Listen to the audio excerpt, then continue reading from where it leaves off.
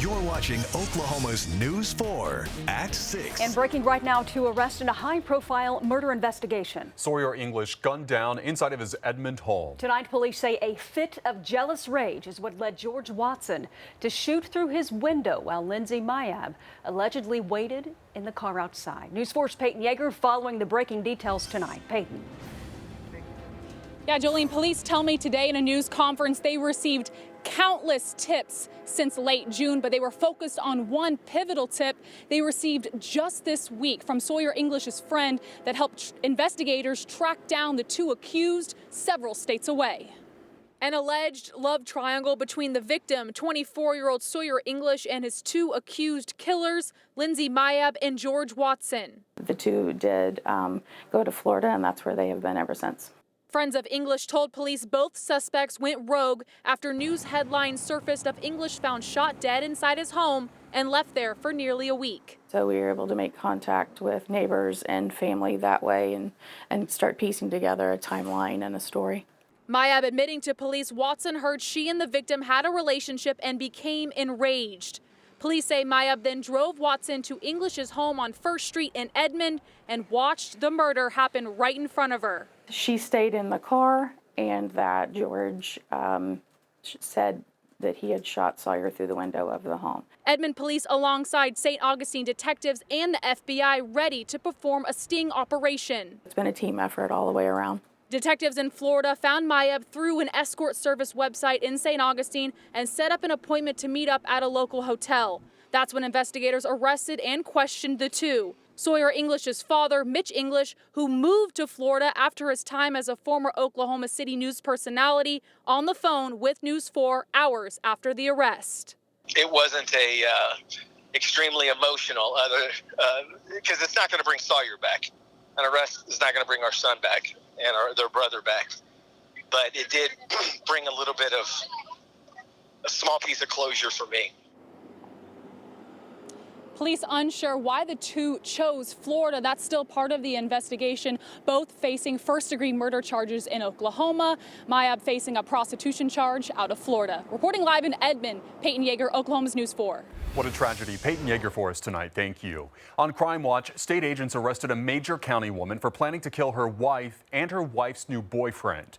Candy Nielsen is accused of trying to hire a hitman, but agents aren't saying much else about the case. Tonight, Nielsen is being held in the Major County Jail without bond.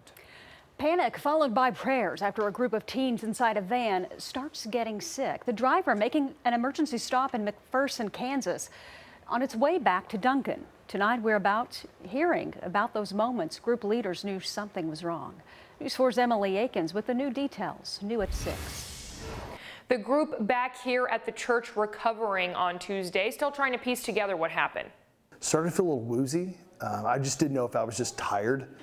James Mitchell started feeling funny on a trip back to Duncan on Sunday. He was driving a church van full of 8 teenagers and another chaperone back from a mission trip in South Dakota.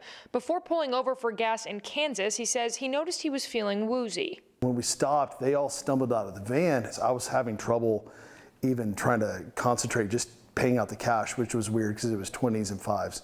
At first, he thought it might just be food poisoning, but when another van with their church pulled up and everyone inside that van felt fine, he started to worry. You need to call 911 immediately. The group went inside to wait for help, their symptoms worsening. Then it kind of hit me all at once, and I got real nauseous, and vision was kind of blurry. And Mitchell says paramedics arrived and recognized immediately that they were showing signs of carbon monoxide poisoning. They start to describe, at some point you're going to have a seizure if you have too much of an exposure to carbon monoxide. It really just really hit home. The students trying to cope with their own sickness and help each other at the same time. We kind of woke up and we just all had headaches. I threw up and my dad threw up. All 10 were taken to the hospital. Mitchell says they were on oxygen for 4 hours. We hate that this happened. Wish we had a better explanation for everything that happened. But we are glad that we just all made it back. In Duncan, Emily Akins, Oklahoma's News 4. The van is a 2018 Ford Transit. Mitchell says the group had no issues with it until Sunday. He says the dealership is still working to pinpoint exactly why this happened.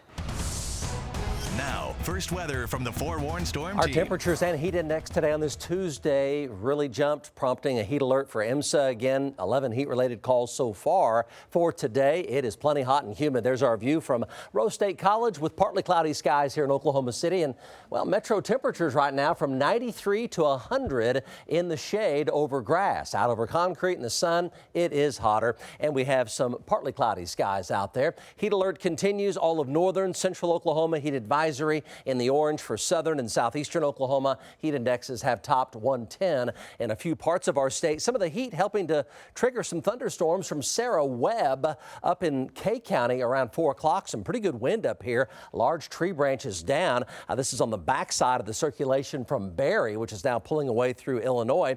This storm was severe up here in Kay County. It's raining and in the mid 70s and low 70s right now in Tonkawa and Ponca City. Pretty good thunderstorm over Covington, intense lightning, some small hail there. It is severe. Wind still 60 to 65 possible in southern Garfield County. So that storm's severe. North central Oklahoma, just to the north of Guthrie. Also a severe storm in far northwest Oklahoma, either side of Laverne and near Log Cabin.